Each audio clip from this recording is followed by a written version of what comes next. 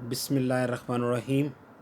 Last time हम discuss कर रहे थे शख्सियत की पैमाइश के हवाले से क्लिनिकल साइकोलॉजी के अंदर कौन कौन सी आजमाइशें जो हैं वो हम इस्तेमाल करते हैं, और मैंने आपको इंतहाई मुख्तसर तारफ़ बताया था तज़लीली आजमाइशों का। आज हम उन आजमाइशों को वन बाय वन स्टडी करेंगे। सबसे पहले हम जिस आजमाइश को स्टडी करेंगे वो TAT है, जिसे हम दास्तानी इदराकी आजमाइश उर्दू में कहते हैं, और ये मुखफ़फ़ है थमेटिक एप्रीसेप्शन टेस्ट का। इस टेस्ट का मकसद शख्सियत के मुख्तलिफ़ पहलुओं को उजागर करना है, और इस टेस्ट के अंदर बुनियादी तौर पर ऐसी तस्वीर का इंतखाब किया जाता है जिनके मुतालिक जब फ़र्द कोई कहानी लिखता है तो फ़र्द की शख्सियत के हिडन जो छुपे हुए पहलू हैं वो भी सामने आते हैं। आम तौर पर फ़र्द की दिलचस्पियाँ, उसकी महरूमियाँ, उसके ख्वाहिशात, उसके अंदर मुस्बत और मनफी जज्बाती रद्द-ए-अमल जितने हैं वो सब के सब एक कहानी की सूरत में हमारे सामने आ जाते हैं। इसके अलावा फ़ितरतन फ़र्द किस तरह से रिएक्ट कर रहा है, उसके अंदर जो है वो बुनियादी तौर पर कौन सा स्पेसिफ़िक जो है वो ट्रेट मौजूद है जिसके मुताबिक वो फ्यूचर में अपनी ज़िंदगी बेहतर कर सकता है, या कौन सी ऐसी का उसके अंदर खामियां मौजूद हैं जो उसकी तरक्की के रास्ते में रुकावट हैं, जिन पे काबू पाने के बाद वो ज़्यादा बेहतर ज़िंदगी बसर कर सकता है। ताहम शख्सियत के मुतालिक और उसके मुख्तलिफ़ ज़ाहरी और बातनी पहलुओं के मुतालिक अंदाज़ा लगाने के लिए, जजमेंट करने के लिए ये एक बेहतरीन साइकोलॉजी का टेस्ट है। TAT टेस्ट जो है ये क्रिस्टीना मॉर्गन और हेनरी मरे जो है उन्होंने मिलकर कॉन्स्टिट्यूट किया था, उन्होंने बनाया था। इसके अंदर तकरीबन 20 कार्ड्स हैं जिनके ऊपर मुख्तलिफ़ किस्म की तस्वीर जो हैं वो मौजूद होती हैं, और इन 20 कार्ड्स में से 19 कार्ड्स पे तस्वीर हैं, जबकि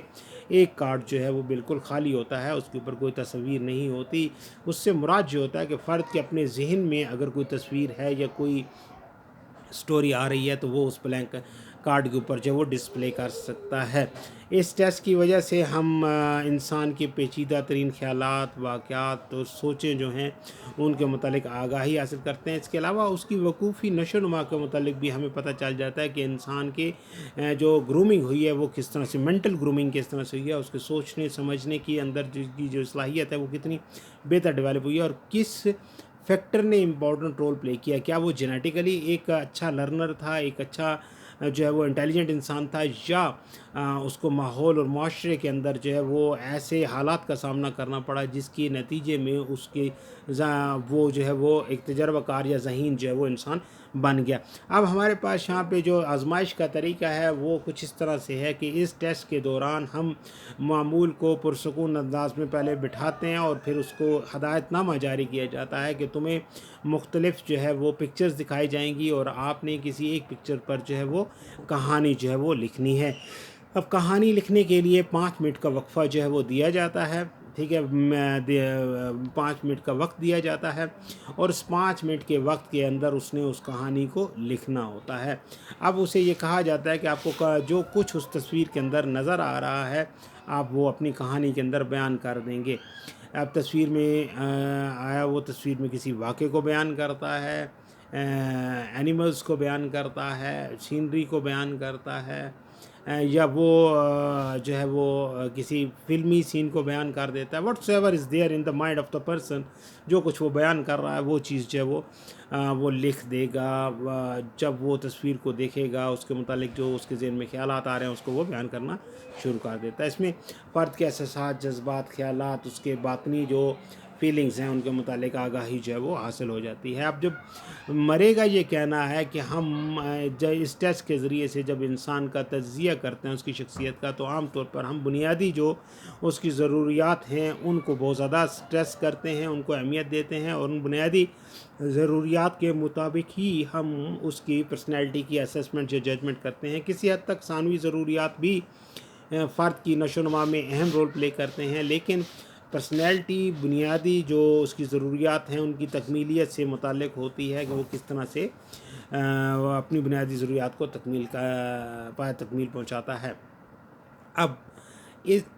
इस टेस्ट में जब एनालिसिस किया जाता है, कहानी का तज्ज़िया किया जाता है सॉरी जी, कहानी का तज्ज़िया किया जाता है तो सबसे पहले कहानी का टाइटल देखा जाता है। پھر کہانی میں جو مواد ڈالا ہوا ہے اس کا تجزیہ کیا جاتا ہے، کس قدر مواد ڈالا ہے، کیا واقعی ایک سٹوری بنی ہے یا جسٹ 4-5 لائنوں کے اندر کچھ ویوز کو بیان کر دیا گیا ہے،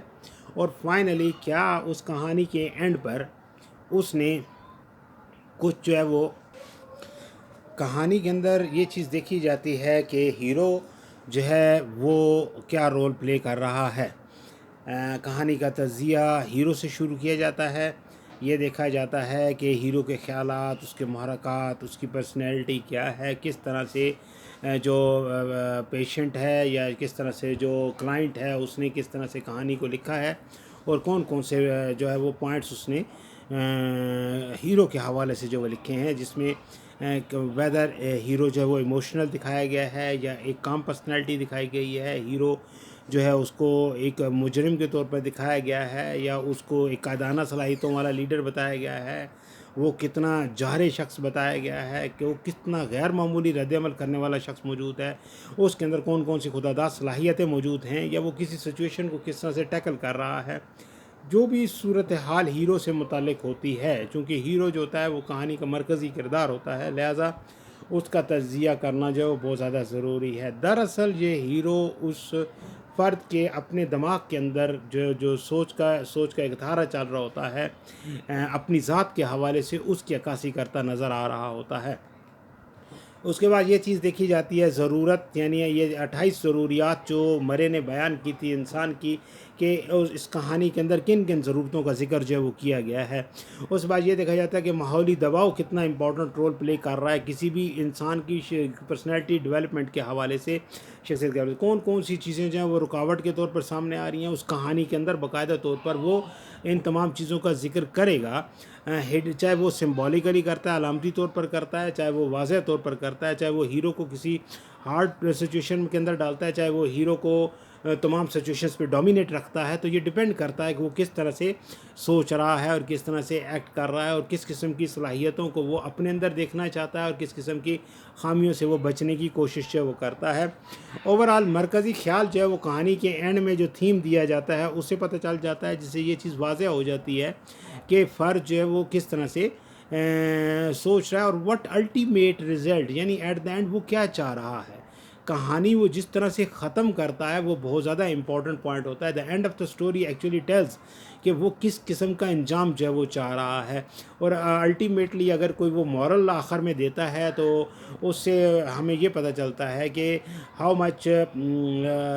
logical he is about his approach towards life, کہ وہ لائف کے متعلق کتنا ایتھیکل ہے، کتنا لاجیکل ہے، یہ ساری چیزیں جو وہ پتہ چلتی ہیں۔ تو عام طور پر جب کہانی کا تجزیہ کیا جا رہا ہوتا ہے تو اس میں ہیرو کو، ماحول کو، ضروریات کو اور مرکزی خیال کو، ان تمام چیزوں کو جو ہے وہ ون بائی ون جو ہے وہ انالائز کیا جاتا ہے۔ اس کے انالیسس کے بعد ہم اسیس کرتے ہیں اس سٹوری سے کہ whatever is written there, whatever the person is going to portray, وہ کیا چیز پورٹرے کرنا چاہ رہا تھا۔ ایک ایکسپرٹ سائیکالوجسٹ جو ہے وہ TAT ٹیسٹ کے ذریعے سے آسانی سے فرد کی ظاہری اور باطنی جو ہے وہ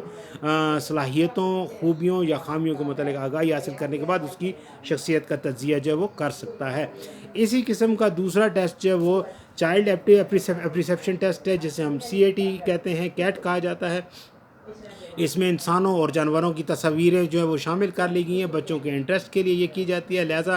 بچے جو ہوتے ہیں وہ اپنے سوچ کے مطابق ان جانوروں کو دیکھ کر یا ان انسانوں کی تصاویر کو دیکھنے کے بعد کچھ کہانیاں جو وہ لکھتے ہیں، جن سے ہمیں ان کا ایپٹیچیوڈ پتہ چلتا ہے، رجحان پتہ چلتا ہے، اور پلس ان کی پاور آف پرسیپشن پتہ چلتی ہے کہ وہ کس طرح سے دنیا کو دیکھ رہے ہیں، کس طرح سے اس کا انالیسس کر رہے ہیں، اور what type of personality they can build in the future, وہ کس قسم کی پرسنالٹی بنا سکتے ہیں مستقبل کے اندر۔